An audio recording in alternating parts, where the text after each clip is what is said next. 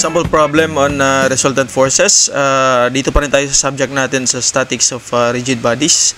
Basahin lang natin yung sample problem natin. Determine the magnitude and the direction of the resultant force acting on the pulley. So ito yung figure natin. No? So meron tayong dalawang forces. We have equal na forces, no? 400 Newton and another 400 Newton. Magkaiba lang yung direction nila. No? So pinapanap sa atin dito is yung magnitude, meaning kung ano yung amount ng resultant tsaka yung direction daw. No? Which is ito na yun, theta. No? So ang gagamitin natin dito na method is yung parallelogram method. So gagawa tayo ng triangle. No? Sa parallelogram method kasi parang nag-extend tayo ng dalawang lines dito. No?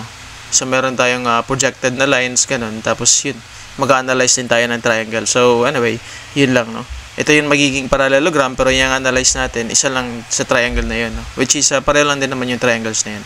So, ito na yun, yung first triangle natin. So, sinulat na natin dito yung 400 Newton. Ito yung direction niya, no? Which is, pag ganun, papunta sa right. Tapos, ito naman yung 400 Newton. Ito yung direction niya, 30 degrees from the vertical or Y. So, ibig sabihin, 90 degrees yung angle na to, no? So, ito, 90 degrees. Oops, nakaano pala yung ano natin. So, this is 90 degrees, therefore, 60 degrees na to, no? So, 90 minus 30, that's 60 degrees. Tapos, i-connect natin yung head tsaka tail ng dalawang forces. Ito na yung magiging resultant natin. Tapos, ito naman yung theta. So, mapapansin natin dito sa triangle natin, meron tayong given na dalawang magnitude, no? Dalawang sides. Tapos, merong isang angle na opposite nung hinahanap natin na resultant. So, ang gagamitin natin dito para makuha natin si magnitude na resultant ay yung cosine law. So, yung cosine law, ito yun, no?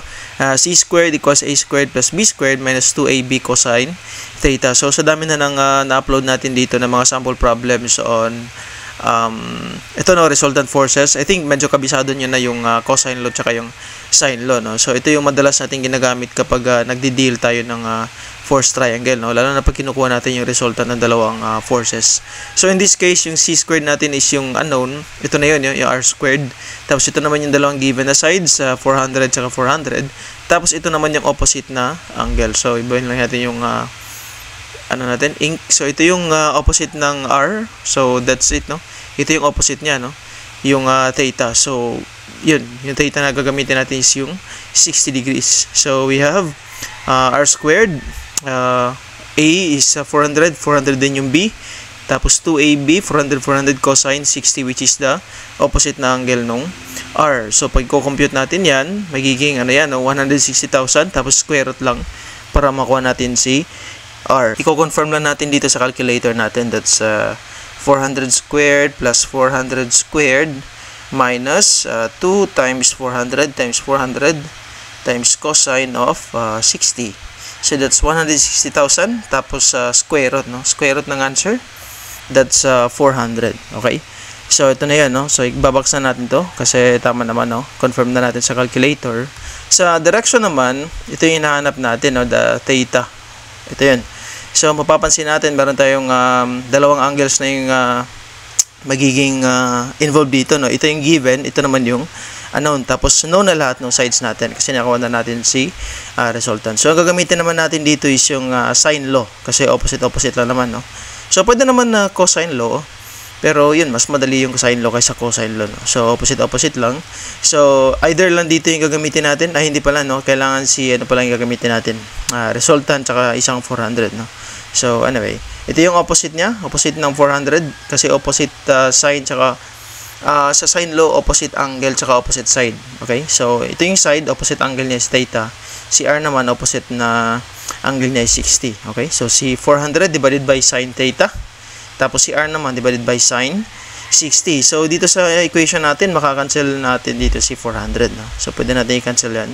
Si 400. So, magiging sine 60 equals sine theta. Parang obvious na dito yung sagot, no?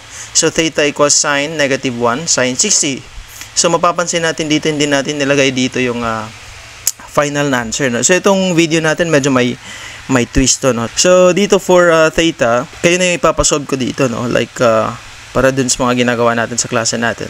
Hindi naman lahat ng mga problems kailangan sagutan ng professor, no? So, kayo na sasagot ito, tapos i-comment nyo na lang sa, sa comment section. Tapos yung first 5 lang na comments yung i-acknowledge natin, no? Tapos yun, bibigyan natin ng konting pang milk tea, charot. Yan na lang natin, no? I-acknowledge natin sa comment section top 5 na first 5 na nag-comment na tama yung sagot. Tapos yun, ipa-PM lang natin dun sa page natin sa Facebook para pero i-acknowledge natin dun sa comment section kung sino yung first 5 para yun yung ipapa-PM natin dun sa page natin. Okay, so yun, sagutan nyo lang yung final na answer dito, no? Kung ano yung value ng theta. Tapos yun, thank you ulit for watching sa mga tutorial videos natin, at see you sa mga next na sample problems natin dito sa channel natin. Thank you!